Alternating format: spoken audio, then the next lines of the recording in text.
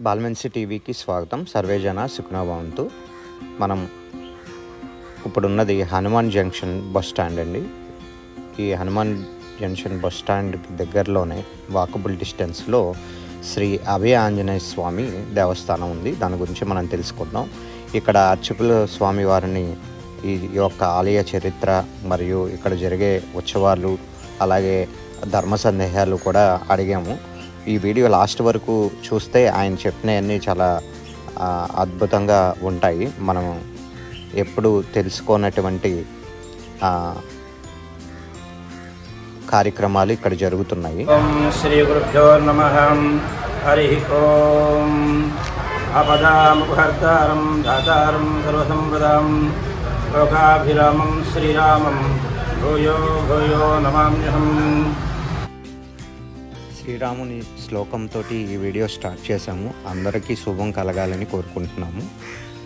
ఈ హనుమాన్ జంక్షన్ గుడి దగ్గరికి వచ్చేసామండి. మీరు చూస్తున్నారు కదా, ఈ 4 రోడ్ జంక్షన్ అవ్వటం చేత కొంచెం ఎప్పుడు ట్రాఫిక్ ఉంటానే ఉంటుంది. మీరు చూసినట్టు అయితే ఇది ఏలూరు నుంచి వచ్చిన రోడ్ అండి. దాని పక్కనే ఈ దేవాలయం కనిపిస్తుంది. ఈ టెంపుల్ చాలా హైట్లో నిర్మించి ఉన్నారు. పూర్వం ఈ టెంపుల్ కట్టక ముందు ఇక్కడ ఒక చింత చెట్టు ఉండేదంట. అప్పటి జమీందారు అయినటువంటి మేకా అప్పారావు గారి తండ్రి గారు గుర్రం మీద వస్తున్నప్పుడు ఇక్కడ చెట్టు కింద ఆగితే అప్పుడు ఒక కోతి 2 అరటిపళ్ళు తీసుకొచ్చి తన ఆకలి తీర్చింది. దాంతో ఆయనకి స్వప్నంలో ఇక్కడ గుడి కట్టితే బాగుంటుంది అనేసి ఆంజనేయ స్వామి వారి దర్శనం ఇవ్వడంతో ఈ దేవాలయాన్ని నిర్మించారని ఇక్కడ చరిత్ర చెప్తుంది.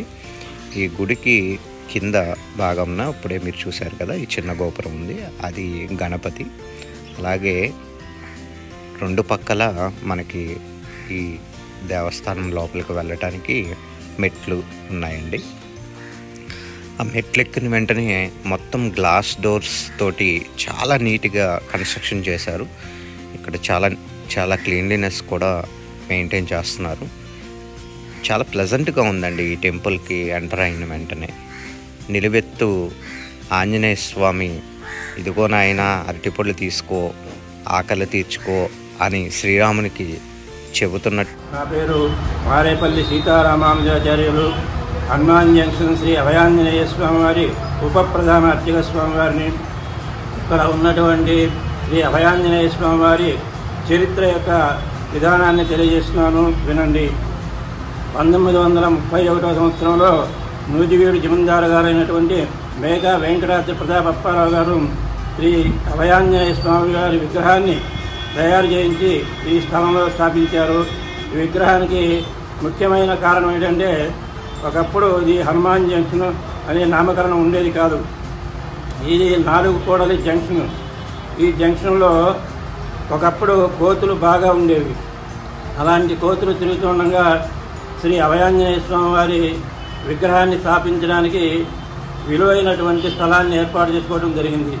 అలాంటిది ఎక్కడ ఉంది అంటే, ఈ జంక్షన్లో ఈ హనుమాన్ పెట్టిన స్థలంలో ఇదివరకు పెద్ద చింత చెట్టు ఉండేది. ఆ చింత చెట్టు స్థానంలో ఆయన ఒకరోజు గుర్రాల మీద వేటకు వెళుతూ ఈ స్థలంలో ఆగి ఈ చింత చెట్టు కింద కూర్చొని హనుమదోపాసన చేసుకుంటూ ఉండగా ఒక కోతి రూపం వచ్చి స్వామివారికి నిజస్వరూపమైనటువంటి అరటి పళ్ళను ఇచ్చి మాయమైపోయింది. అంటే అరటిపళ్ళు ఇవ్వటం అంటే ఆయనకి హనుమానే ఇచ్చాడేమో అని చెప్పి ఆయన అనుగ్రహాన్ని పొంది ఇక్కడ ఈ స్థలంలో నేను ఒక విగ్రహాన్ని స్థాపించాలి, కోతి రూపంలో ఉన్నటువంటి విగ్రహాన్ని స్థాపించాలనుకుని నూజివీడు జమీందారు గారు మళ్ళీ కోటకు వెళ్ళిపోయారు. ఆ కోటకు వెళ్ళినప్పుడు మళ్ళీ సంకల్పం ఎలాగ జరిగింది, ఆయన పడుకొని నిద్రపోతుండగా రాత్రి 12 గంటల సమయంలో వంటి కాలపై నిలబడి అభయమిస్తూ సాక్షాత్కరించి మరీ మాయమైపోయింది. అలాంటి విగ్రహాన్ని నేను తయారు చేయించి పెట్టాలి అనే సంకల్పంతో ఈ విగ్రహాన్ని అక్కడే తిరువూరులో తయారు చేయించి తీసుకొచ్చి ఇక్కడ పెట్టి ఈ హనుమాన్ జంక్షన్ని ఎలా చేయాలి, ఇది ఒకప్పుడు జంక్షన్గా ఉండేది కాబట్టి ఇక్కడ ఇలాంటి విగ్రహాన్ని నేను స్థాపించాలనుకుని ఆ విగ్రహాన్ని తయారు చేయించి తీసుకొచ్చి ఇక్కడ పెట్టిన తర్వాత హనుమాన్ జంక్షన్ అనే నామకరణాన్ని ఆయనే స్థాపించారు. అలాంటి విగ్రహాన్ని ప్రపంచంలో ఎక్కడా ఉండకూడదు. దీన్ని చూసి అందరూ ఆశ్చర్యపోయి ఏంటి ఇలా ఉంది, మానవాకారం కోతి ఆకారంగా ఉంది అని చెప్పి ఈ విగ్రహాన్ని స్థాపించడం జరిగింది.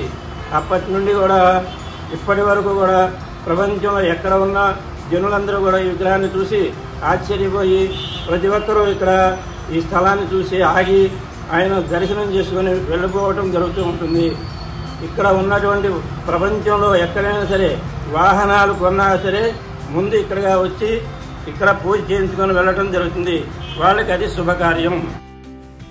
ఈ దేవాలయంలో ఉన్న ప్రత్యేకతలు ఏంటంటే చిన్నపిల్లలకి అన్నప్రసన్న పేరు పెట్టడం, చెవి ప్రోగులు కుట్టించుకోవటం అనేది కూడా చాలా ఎక్కువ జరుగుతుంది. ఇక్కడ మీకు అన్నదానం చేసుకోవటానికి అన్నప్రసాదం వితరణకు కూడా ఏర్పాట్లు ఉంటాయి.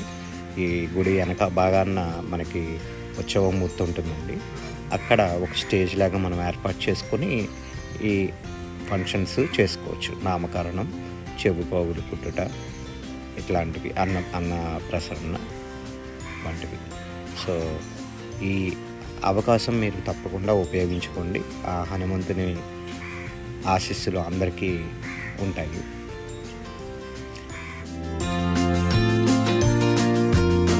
అంజనాసూను వాయుపుత్రో మహాబలః రామేశ్వరः పల్గుణస్సఖः పింగార్షో జితవిక్రమः ఉదతిక్రమణశ్చైవ సీతాశ్లోకమునాదుకः లక్ష్మణప్రాణదాతా చ దశగ్రీవస్య దర్పः ద్వాదశైతాని నామాని కపీంద్రస్య మహాత్మనः స్వాపకాలే పఠేన్ నిత్యం యాత్రాకాలే విశేషతః తస్య మృత్యుభయం నాస్తి సర్వత్ర విజయీ భవేతు. శ్రీ హనుమతే నమః.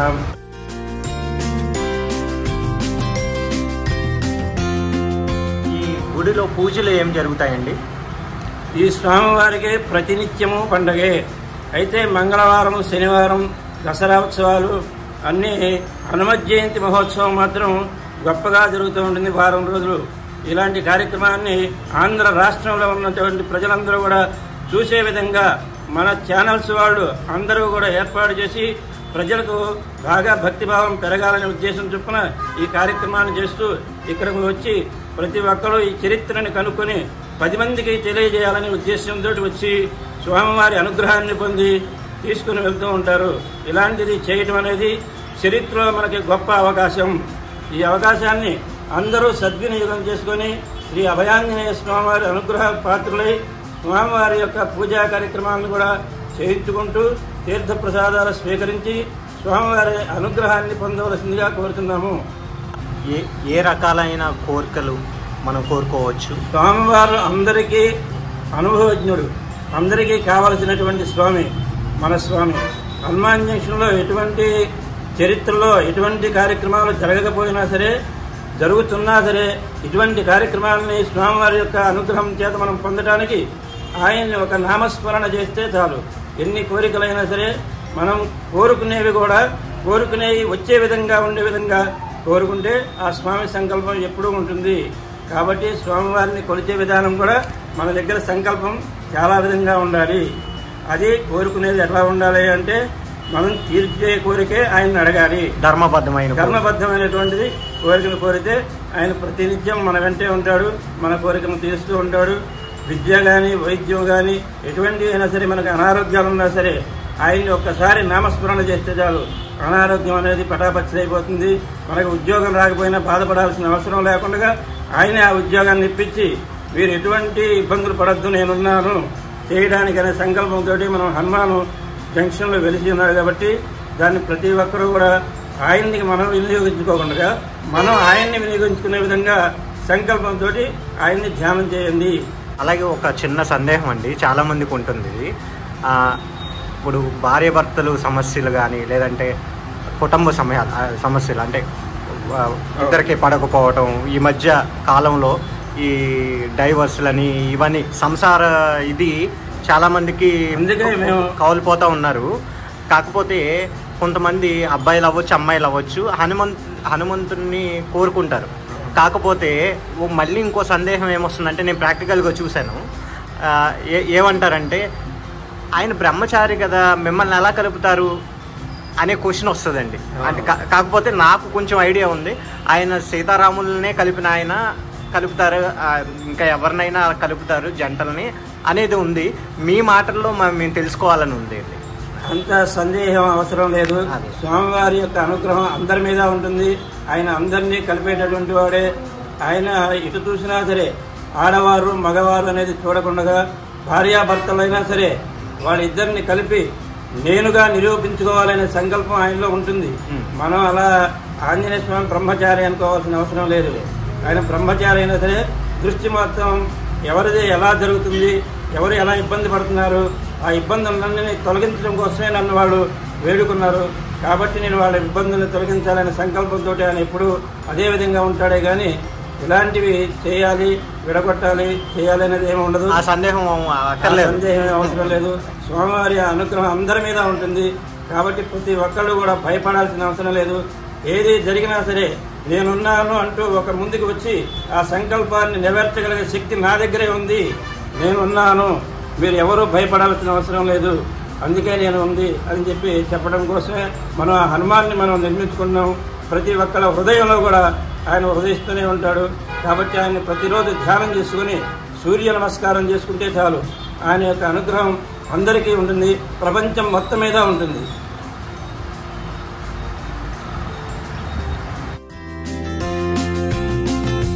ఇక్కడ తమలపాకులతోటి ఏమన్నా స్పెషల్ పూజలు ఏమన్నా చేస్తారండి? ప్రతి నిత్యము పండగ ఆయనకి, ప్రతి నిత్యము పూజ.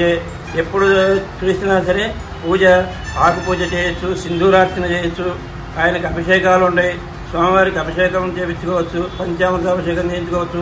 ఇలాంటివన్నీ కూడా ఇప్పుడు నిత్యం జరుగుతూనే ఉంటాయి. కాబట్టి ఎవరికి ఎటువంటి ఇబ్బంది లేకుండా వచ్చి పూజా కార్యక్రమాలు చేయించుకోవచ్చు. చేయించుకున్నందువల్ల మనకి అనేక రకాలైనటువంటి కార్యక్రమాలు జరుగుతాయి. మనం భయపడాల్సిన అవసరం కూడా లేదు. ఈ కళ్యాణోత్సవం లాంటివి ఏమైనా జరుగుతాయండి ఇక్కడ? స్వామివారికి ప్రతి సంవత్సరం వైశాఖ మాసంలో హనుమత్ జయంతి మాత్రం నిత్యంగా 6 రోజులు జరుగుతుంది. 6 రోజులు కూడా నిత్య కళ్యాణ వైభవంగానే జరుగుతూ ఉంటుంది. కాబట్టి ఈ కార్యక్రమంలో ప్రతి ఒక్క భక్తుడు కూడా పాల్గొని వారి యొక్క కోరికలను నెరవేర్చుకొని వెళ్ళవచ్చు. వైశాఖ మాసంలో జరుగుతుంది హనుమత్ జయంతి. పూర్వభాద్ర నక్షత్రం స్వామివారి యొక్క జన్మ నక్షత్రం ఆ రోజు జరుగుతుంది. పూర్వభాద్ర జన్మ నక్షత్రంలో స్వామివారి యొక్క అభిషేకాలు, ఆ కార్యక్రమం జయంతి అవన్నీ జరుగుతూ ఉంటాయి. తెల్లవారుజామున 3 గంటల దగ్గర నుండి రాత్రి 12 గంటల వరకు ఈ కార్యక్రమాలు జరుగుతూనే ఉంటాయి. దాదాపు 1,00,000 మంది దాకా ఈ హనుమత్ జయంతి మహోత్సవంలో పాల్గొంటారు. అన్నదాన కార్యక్రమాలు జరుగుతూ ఉంటాయి. కాబట్టి ప్రతి ఒక్కరు ఈ హనుమత్ జయంతిలో కూడా పాల్గొని స్వామివారి యొక్క అనుగ్రహాన్ని పాత్ర కావాల్సిందిగా కోరుకుంటున్నాము. హనుమాన్ జంక్షన్లో వెలుస్తున్నటువంటి శ్రీ అభయ ఆంజనేయ స్వామి దేవాలయం చూశారు. మీకు ఎలా అనిపించిందో ఈ వీడియో గురించి కామెంట్ చేయండి, అలాగే సబ్స్క్రైబ్ చేయండి, లైక్ చేయండి.